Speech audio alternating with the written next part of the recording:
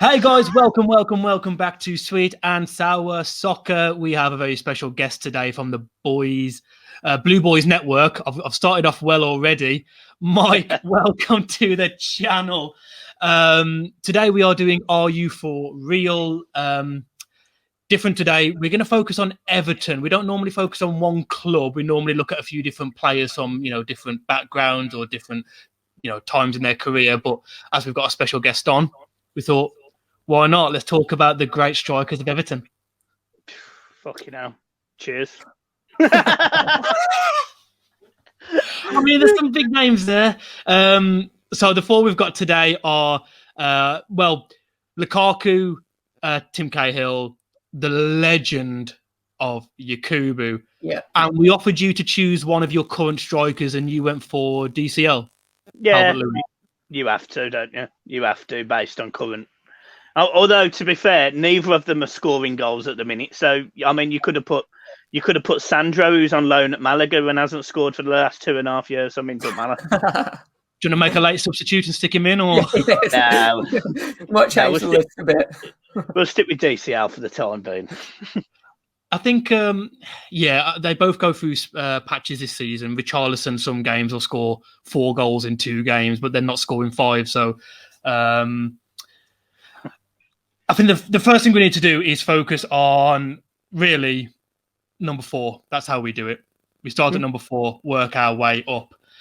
Me personally, although I love him, I've had to go for the yak. I've had to feed the yak at the bottom. Yeah, I've gone the exact same. I've gone Yakubu 4th. As you said, James, I love Yakubu. And as you said, nicknamed the yak. He had a brilliant first season, though. It was the first season, didn't he, at Everton? And he was one of the first. He was the striker that, for the first time in a long time, scored 20 goals, didn't he? I think it was 15 in the league, 6 in the cup. So he started very well, didn't he? Yeah, I think. So I agree. Yakubu would go 4th as of right now. Yakubu was fantastic. Yakubu's hold-up play was brilliant. He was fairly quick on his feet. He was brilliant at Middlesbrough and Portsmouth as well. People forget that this is a guy that I'm pretty sure he's something like this. I think he's in the top 10 Premier League goal scorers. This is a bloke who never got the credit, in my opinion, he deserved. And unfortunately, at Everton, he suffered an injury, which just meant he never recovered. And equally, no one actually knows how old Yakubu was. I mean, for all we know, he could have been 55 years old playing at Everton. We have no idea how old he was. But, I remember him scoring a hat-trick against, I think it was Portsmouth. And every goal was different. We were creative. And you've also got to remember, with Yakubu, Everton also had a fantastic team. They had Pienaar, they had Arteta, they had Tim Cahill, they had strong defence in Lescott and Jagielka and Leighton Baines on the left-hand side. That Everton team was probably a few players short of probably challenging the top 4 at the time. We finished 5th most seasons.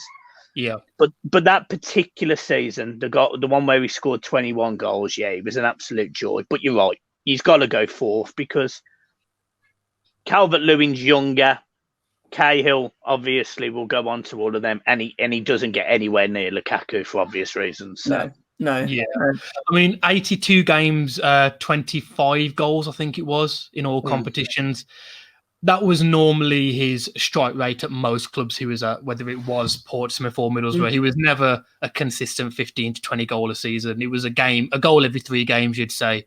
That's probably the only reason that let him down, because he was one of, when I was growing up, he was, you'd say in his prime, he was one of the first strikers that did hold the ball up. Not as good as obviously Drogba and players like that, but he would link other players in. It was just, it didn't quite get the goals enough to probably be higher on the list. He was always in the top. He was always in the top 3 or 4, maybe 5 goal scorers in the league, wasn't he? He'd always get maybe 10 goals, maybe 12 goals, maybe on a good season, 15 goals. But the ones who were there were players like Thierry Henry, Ruud van Nistelrooy, Alan Shearer. He wasn't that level, but he was sort of the level below. Do you know what? I'm actually gutted because he got 95 Premier League goals. I would have loved to have seen a 100-goal club for Yakubu. You know, Sky did the 100-goal club. I would have loved to have seen that. Yeah. Yeah, he had a decent record at international level as well. I think he had 1 in 2 for Nigeria. I think it was like 55 games, 27 goals or something like that. He did well at an international level. And he was only at Everton for 3 or 4 years, wasn't he? It wasn't that long. He ended up going out on loan. After he had that injury in his second season, he ended up going out on loan, and that sort of killed him. But, you know, you sit here, and I've got his stats there. I'm not meaning to be rude by bending my head, but you sort of, you know, this is a guy that scored 30 goals in 65 games at Portsmouth. He scored 25 in 73 at Middlesbrough. He scored 25 in 82. He wasn't a bad player. You know, he scored. Yeah. He scored goals in China. He scored goals in the Championship. He knew where the net was, and for 430 games, for him to have scored 170 odd goals, yeah, you know, for a player that you can probably more described as looking like Akim Fenwa than an elite Premier League striker. He didn't do too bad, did he? No, he didn't. Who have you gone for third then, Mike? Dominic. After you. No, carry on. Dominic Calvert-Lewin goes third for me. Cahill, although Cahill technically wasn't a striker. Yeah. The longevity of Cahill in that Everton team puts him second for me. Because although Calvert-Lewin will score more goals in his Everton career than Cahill offered so much. He had that snide, he had that aggression, he had that ability to do something really magical. We saw it at 34 years old in a World Cup for Australia. We saw him score overhead kicks in last minutes at Stamford Bridge to get Everton a point against, at the time, the champions who weren't conceding goal. You know, we saw Tim Cahill week in, week out play for the badge on that shirt, and that's why he goes in front of DCL, because that's who you got to compare him against. DCL being third, you don't get all of that if he doesn't get given the ball, and we've seen that. You take James Rodriguez out of Everton, and let's be honest, guys. Everton are like a blunt spoon. We are not capable of cutting through teams as progressively as we did at the start of the season when we had James and we had a Victor Correa and Allen and all of these players. And, you know, there's an alarming stat that after 10 games, Everton had scored 19 goals. We're currently 18 games later and Everton have only scored 21 since. Yeah. So our goals per game ratio is halved. Yeah, wow. So in my opinion, having a Tim Cahill in your side, or having our number one choice, or my number one choice, a Lukaku, for example, in the side, I've given away this 1, 2, 3, 4. Like I've done like everyone. But having a Tim Cahill and a Lukaku in your side overall would get you more goals because they did more on their own. Calvert-Lewin needs a header. He needs a first touch in a box. And if you don't get the ball in that area, he's not scoring. Do you think maybe with Calvert-Lewin, he's kind of been what you need at the moment, though, that striker? I mean, you touched on Lukaku, didn't you? Obviously, he was a bit more of a complete striker. But do you think getting Calvert-Lewin now, you know, obviously scoring goals, well, when he's got the service available, let's say, do you reckon that's something that, like, you guys have been missing the past few years since Lukaku has gone, or...? It is, but he certainly hasn't replaced Lukaku. No, you get what I mean? You know, a lot of people at the start of the season, including myself, you know, when Calvert-Lewin had scored 9 in 7 goals, in 9 in 7 games, and then equally international, he'd scored 11 in 9. I actually posted, we've got the Lukaku replacement. He looked big, he looked strong, he looked physical, he looked like he was going to bully teams. But that is genuinely when he's given the ball. Lukaku scored individual goals against Chelsea, against Arsenal on the biggest stages. FA Cup quarter-final. We twatted Arsenal 3-0 at Goodison for the first time in a few years. He played out on the right-hand side. on his own, he could do that, and so could Tim Cahill. Tim Cahill could find that pocket of space. He could shoot from 20 yards. He could pick a pass out in midfield. That's why Calvert-Lewin just falls short compared to the other two. You know, I'm going to stick with my original. Did you agree, Scott? Or? I was going to say I'm going to stick with my original order. I'd actually put Cahill third, to be honest with you. But I think you would agree. I might have done. Do you agree as well? I agree. And while Mike was talking, I was thinking, have I got this completely wrong? Do I change it now while he's talking so I don't look stupid? Carry on. You explain why, and I'll explain why I've gone DCL second. It's funny, actually, because I was literally about to say the same thing. I was listening to you speak, Mike, and I was like, do I change it? And I'm like, no, I've always stuck to my order no matter what, and I'm going to stick to it. But you've almost convinced me here that it's the wrong way around. But I have gone Cahill for. Do you know what? I'll be honest. I've kind of gone for Dominic Calvert-Lewin second, and I've probably done that in a way based on his potential, which might be a little bit unfair. I could see him being perhaps an Everton striker, obviously. You know, still quite young, still got a lot of potential. He could be your striker for the next 7-8 years, couldn't he? Possibly. He's got to kick on. He's got to. As fantastic as he is at times, he's still got to add to his game. And as you say, potential. He's still only 24 years old. I think 23, 24. He's got bags of time, but. I just do it a little bit different to you two. Clearly, I base it on what I've seen and the fact. I think not the potential. That was my reasoning as to why I was going to put Cahill third. Is because me and Scott don't have that affiliation with Cahill. We haven't watched him week in, week out. We haven't, watched him win games for us in the last minute. We're watching from a neutral, thinking, listen, Cahill was a great player. Linked up the game well. He was strong. He bullied defenders. He made chances on his own, which Calvert-Lewin, you can argue, doesn't. Obviously, great for his country, Australia.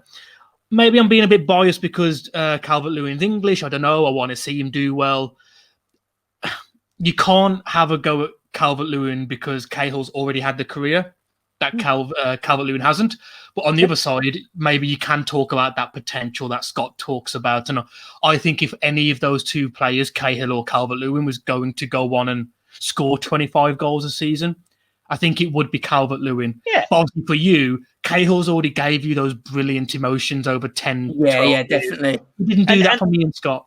And you spot on because, if you're comparing, if we're sitting here and talking about who's going to get you more goals in a team, well, it's Dominic Calvert-Lewin. We both know that. But when we're talking about the strikers and the overall, you've got to put Cahill in there. But that's only from an Everton perspective, who watches the game week in, week out, who sees that, who, Cahill is, although he never won anything at Everton, and the term legend is bandied around very softly now in these days, in my opinion. Tim Cahill is the closest thing to a legend I've got in my lifetime from an Everton player, because we've not won a trophy in my lifetime. So I look up to players like a Tim Cahill. I look up to players like that. A Phil Jagielka. These players who were Everton through and through. And that's why it's so difficult for me to probably be unbiased towards Cahill. I mean, it's similar if I leap it back to, as being Wolves fans, a Wolves point of view, our version of that for me anyway would be Sylvan Ebanks-Blake. He got us promoted from the Prem to the Prem rather. And when in the Prem, he didn't really succeed. But to me, he's a Wolves legend. And it's that raw emotion that, both of us really we went to a lot of the away games around that time where we went up as well. And it's that raw emotion, which sometimes, you just have to. Other fans don't understand it. Yeah. Yeah, but with Cahill, to be fair to him, you said it weren't just about the goals for him, and that's true. I remember I read somewhere with Yakubu, when Moyes first brought him in, he was trying to play a bit more of a higher ball to him. And then you got, I think it was Cahill and it was Pino as well, wasn't it, back? And Cahill especially started playing, the through balls, which Yakubu would latch onto. So it's not just the pure goal scoring. He actually brought a lot more to the overall team, didn't he? Cahill and Arteta in the middle of that Everton midfield with Lee Carsley sitting behind were fantastic. I mean, that was Everton around then, yeah. It was a joy to be an Everton fan. We were competing with teams for the top 4. We did it once. We finished in the Europa League several times. We got knocked out in the quarter-final to Fiorentina on penalties, which was devastating. But that was the Yakubu, the Pienaar, the Arteta. Yeah. And that team, because it wasn't a top 6 then, it was a top 4 then. Yeah. That team, bearing in mind what little Moyes spent, that team was absolutely incredible. I think I've got the stats here for Cahill. It's 226 games in all comps, 56 goals. And I think that's what lets him down sometimes when he's not in that conversation of, not top level Shearer, Aguero, but that's not second level strikers. I don't think he gets put in there because when you break it down as a goal every 4 games, even as a striker who's not an out and out striker, would you say that's not enough? If he plays 40 games a season, 10 goals. He wasn't. You see, Cahill to me was a midfielder, like born and bred, number 8 in the middle of the park. Mid. Yeah, he wasn't a 10. He wasn't a. Everton didn't play like that. We didn't. Cahill was as good defensively as he was attacking. If I was to describe Tim Cahill as a player, it wouldn't be comparing him to a Calvert-Lewin or a Lukaku. It would be comparing him to a Rodriguez or someone like that. No, because even Rodriguez plays further forward. It's like Agreed. You probably compare him to a Gerrard, and obviously he's nowhere near Gerrard. Let's not. But the same kind of player, yeah. But Gerrard, as we all know, was a box-to-box midfielder that wore Liverpool on his heart. As much as I hate him because of the Liverpool connection, there is no doubt that man could drag that team through the mud and get them a result. Cahill could do that. So yes, he didn't score the goals. That he scored 1 in 4 as a midfielder. He averaged about 8 or 9 a season for Everton. Occasionally he got more. For a central midfielder, you can't knock him. But that's why I would always put him ahead of some of the others because he did so more. If you was to say to me, we're comparing Mikel Arteta, Tim Cahill, and Steven Pienaar, I'm going to have a real issue. I'm going to really struggle. Yeah, I'm with you. We never saw it like that. I mean, I always saw him. He was never an out-and-out striker. Obviously, he wasn't a Torres or someone like that. I don't know. Obviously, you know a lot more than me. Growing up, I never saw him as an attacking as a box-to-box midfielder. I'm questioning myself now. Yeah. Just watch some of the, just genuinely, just when you get a chance, watch some of the highlights of him and look at his position, because from corners, he's always in the middle of the 6-yard box. For Everton defending, he was always one of the players that would stay behind. So, for example, if Pienaar was on the left-hand side running and you had a Yakubu or a centre-forward running into a box, you would always see Cahill behind them, because he would be waiting for that ball to drop back. He would be waiting for that ball on the edge of the box. Or when it was a set piece, he was very clever and just knew where to go. No one can sort of doubt that for a bloke that was, I don't think he was quite 6 foot, to score most of his goals from headers was absolutely... He was so good in the air. That's what I was growing up when I played football as a defender. I looked up to players like Cahill, and I'd watch him and just watch how good he was in the air, because I'm just about 6 foot, so not the tallest. And to watch him do it was brilliant. I mean, that's why I like doing this segment, because I would never in a million years have thought about Cahill in that way. But obviously, you being an Everton fan and watching him for so long, week in, week out, you've got me thinking now. And I guess that's why we do this, to try and see why. I'll throw a name at you while we're here, and I know it's sure. sort of open discussion. But where do you put Marouane Fellaini? Ooh, I that's would have said Fellaini is more of a midfielder than Cahill. You might argue that.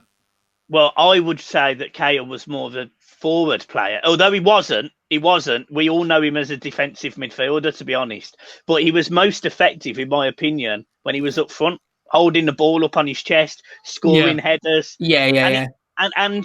And it's just the way that you look at footballers. You know, I remember Dion Dublin is a prime example. Dion Dublin went from being a striker to being a defender. So what do you remember him for? Well, I remember him for being a striker. Yes. But he definitely played 2 years as a defender. Yeah, I know what you mean. It's good to get a perspective from someone that watches it week in, week out, as I say. I'm sure a lot of people would have maybe, who aren't Everton fans, might have put DCL ahead of Cahill.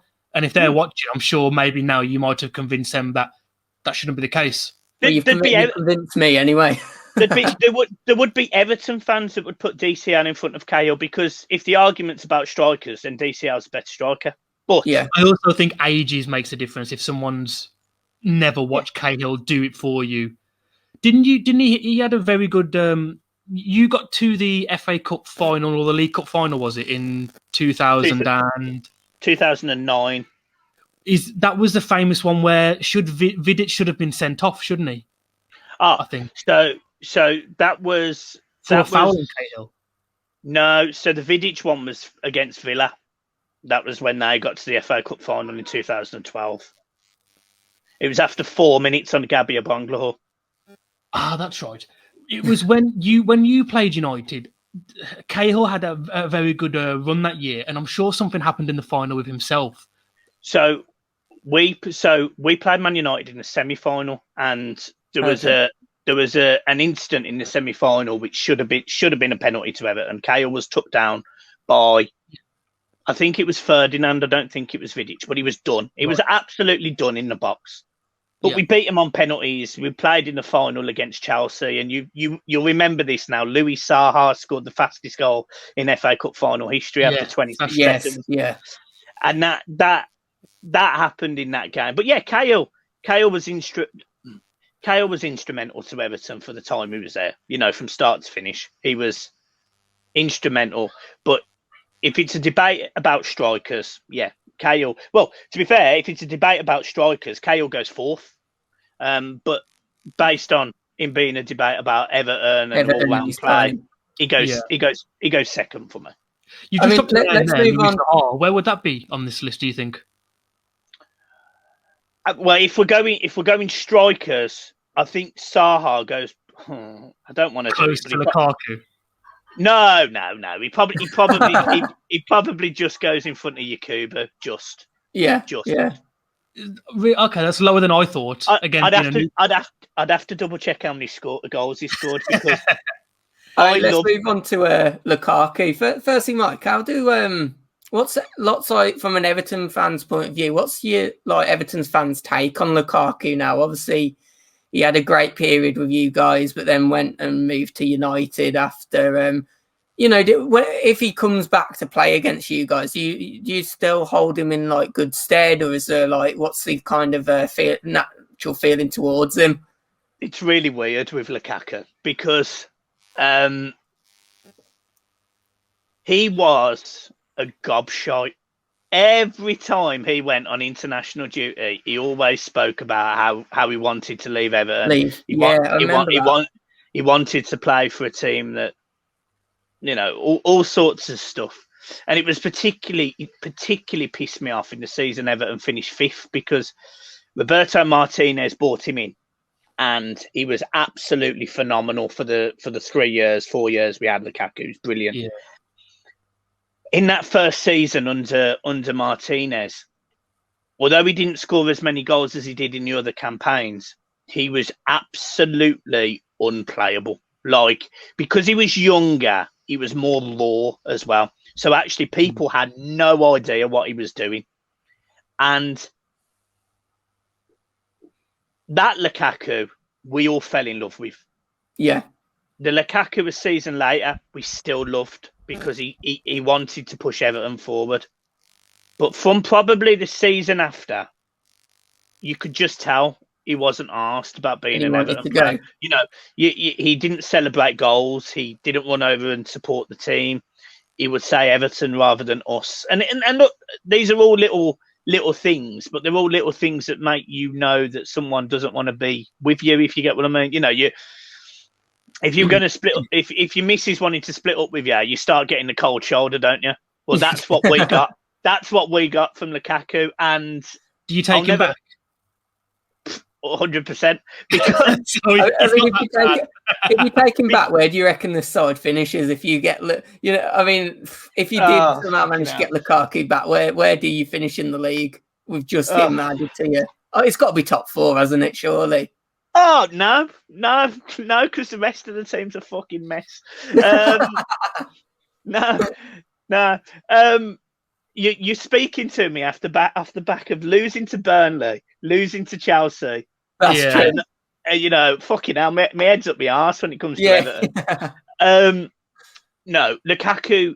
If Lukaku come back to Goodison, me personally, I don't hold a grudge against him. However, there will be thousands of Everton fans that would. It's an odd one, isn't it? Because obviously you want every player that you have that's a good player, and we've got the same. You know, we've got players like Neves and Neto and Jimenez who we never want to leave. But listen, if Manchester United or Madrid come in, you've got to let them go. I don't see how you can say to someone, why don't you stay at Everton while we push for 7th, or go to United and challenge for Premier Leagues and play in the Champions League? If he'd have left you to go to Tottenham or someone like that, you could have a grudge because you'd say, well, you know, we're pretty level playing field. Or if you went to a Villa, you could maybe hold a grudge. But I don't know. I think it's hard to hold someone back who, at the time when he left, was only 24, I think. Yeah.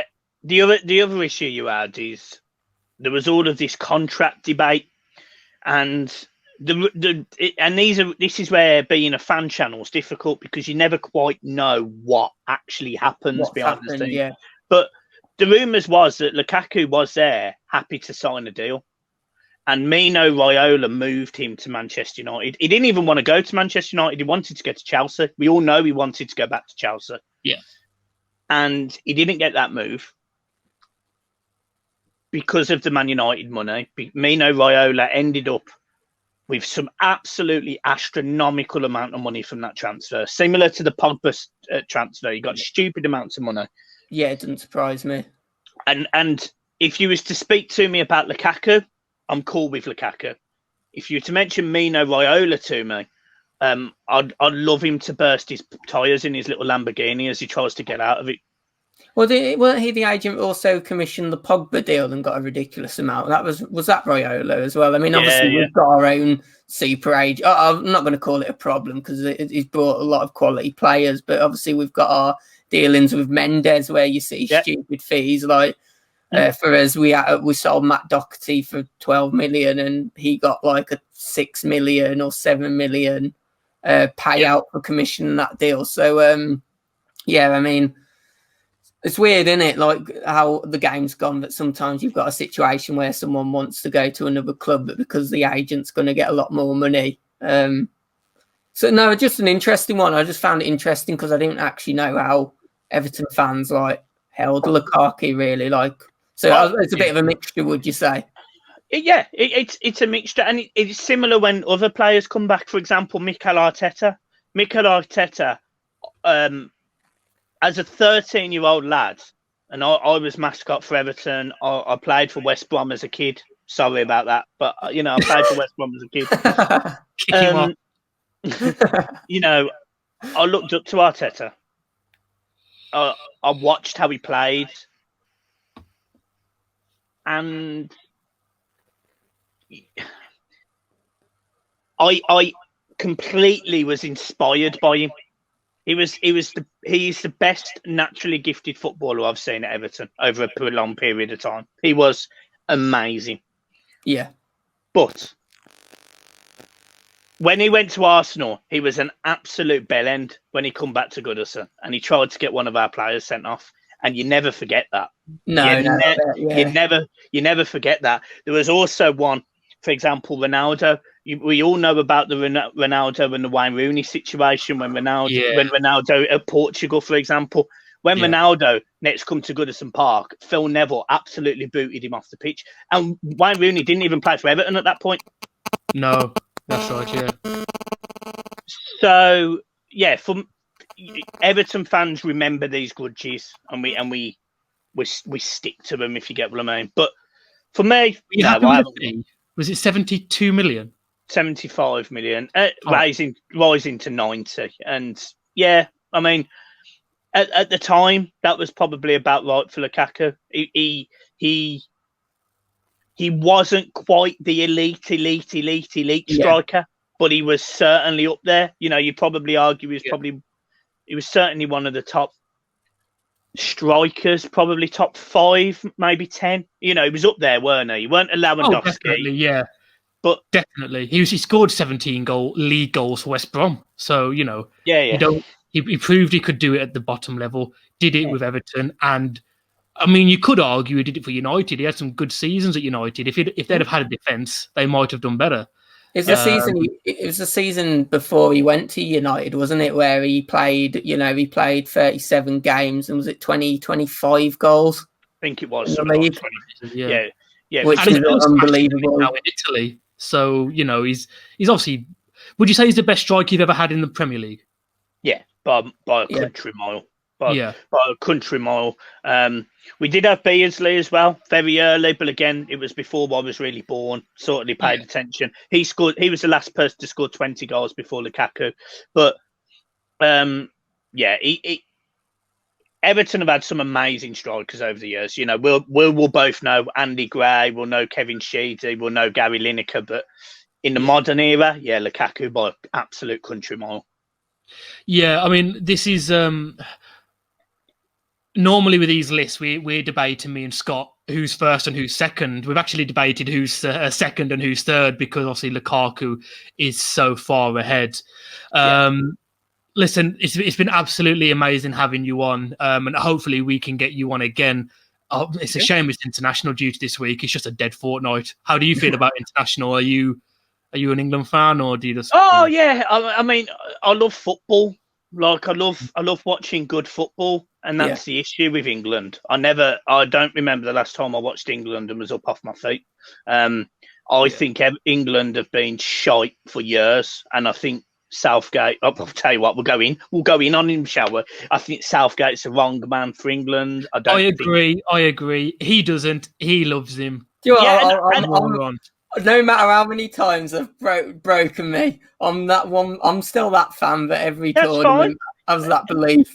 And that's what's magic about football. But you, from my personal perspective, Southgate is absolutely tactically inept, and I'll go even further than that.